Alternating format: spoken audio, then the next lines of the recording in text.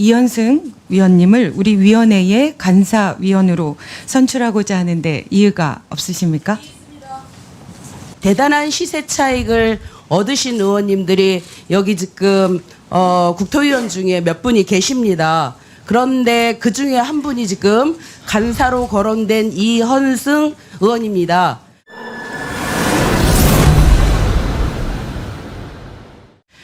미래통합당에서는 이현승 위원님을 교섭단체의 간사위원으로 추천하였습니다. 이현승 위원님을 우리 위원회의 간사위원으로 선출하고자 하는데 이유가 없으십니까? 이유가 있으십니까?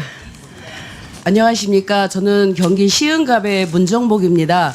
여러분 최근에 MBC 스트레이트라는 프로그램을 보셨을 겁니다.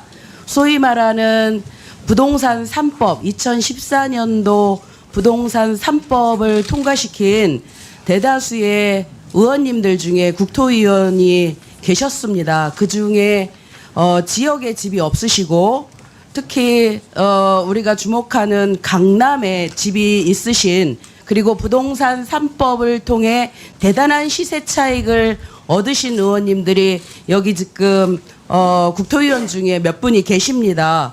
그런데 그 중에 한 분이 지금 간사로 거론된 이현승 의원입니다.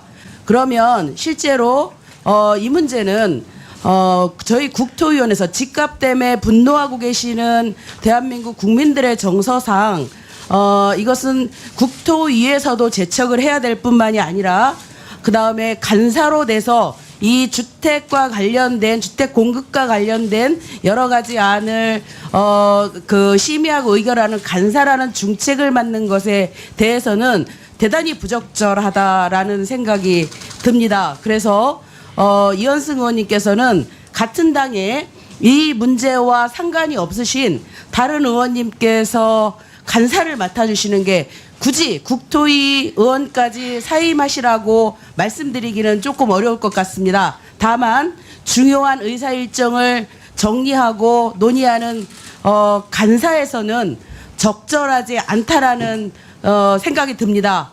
예, 그래서 반대 의견을 내고자 합니다. 이현승 의원님 발언해 주십시오. 우리 문정복 의원께서 저를 지목을 해서 이런 말씀을 하셨는데, 사실 제가 왜 국토위원회에서 제책돼야 되는지 명확한 저는 사유가 되지 않는다고 생각을 합니다. 사실 그런 관점에서 따진다면은 우리나라 대한민국 공무원 가운데 강남에 살고 있고 서초구에 살고 있고 소위 말하는 강남 상구에 살고 있는 모든 분들은 공무에서 다 손을 떼야 됩니다. 제가 단지 강남에서 살고 있고 주택을 가지고 있다고 해서 이 국토위원 간사직을 못 맡는다? 그거는 공무 담임을 제한을 하는 거고, 거기에 대해서는 저는 절대 동의를 할 수 없고요. 제가 이 말씀을 안 드리려고 그랬는데 제가 자료를 한번 보겠습니다. 현재 우리 국토부에서 주요 정책을 결정하시는 차관 2분 그리고 청장님들 다 강남 서초에 집을 가지고 있고, 그분들 집 가격이 문재인 정부 들어서서 최소한 50% 가까이 다 올랐습니다. 그럼 이분들도 그러면 우리가 국토 정책을 결정하는 중요한 위치에 있는데 이분들도 그러면 그만둬야 된다는 말씀입니까? 그리고 제가 투기를 한 게 아니고 저는 8년간 전세 생활을 살다가 1995년부터 그래서 제 집을 장만을 했고, 제가 살고 있는 집이 재개발에 들어가지고 저는 지금 집이 없는 상태예요. 종부세가 나와야 되는데 종부세 지금 나오지 않고 있어요. 그리고 그 집이 재개발에 들어갔기 때문에 제가 새로이 살 집이 필요해서 하나 장만을 했는데, 그걸 가지고 마치 제가 투기를 한 것처럼 몰아간다?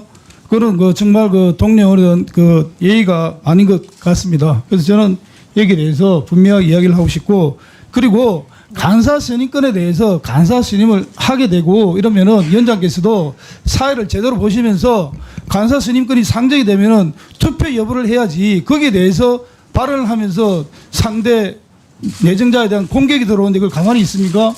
이 위원회를 이런 식으로 사회하신다면은 정말 곤란합니다, 위원장님. 네, 이현승 의원님. 주의를 주세요. 이현승 의원님, 그거는 좀 사실과 다르고요. 매우 이례적으로 통상적으로 관례로 진행하고 있는데 그거에 대한 이견을 제안했기 때문에 그 이유를 물어보고 우리가 그럼에도 불구하고 그 의견들을 남기고 표결로 하지 않고 합의 처리하고자 하는 그런 절차 중에 과정입니다. 이제 인신공격성 발언 아니고요. 저희 21대 초선 의원들이 들어와서 국회에 와서 다짐한 것은 과거의 관행과 관습에 얽매이지 말자라고 그렇게 다짐을 하고 들어왔습니다. 보통 관례대로 합의해서 하는 것이 보통의 국회의 관행이라고 하지만 저희한테는 국민들 눈높이에 봤을 때 이 문제는 절대적으로 야당의 최고의 책임을 진 간사분께서 국민들 눈높이에 맞춰지지 않는다라는 인식이 있기 때문에 이 문제와 관련해서는 표결 처리해서 간사 선임을 하도록 하는 것이 국민들에 대한 예의일 거라고 생각합니다.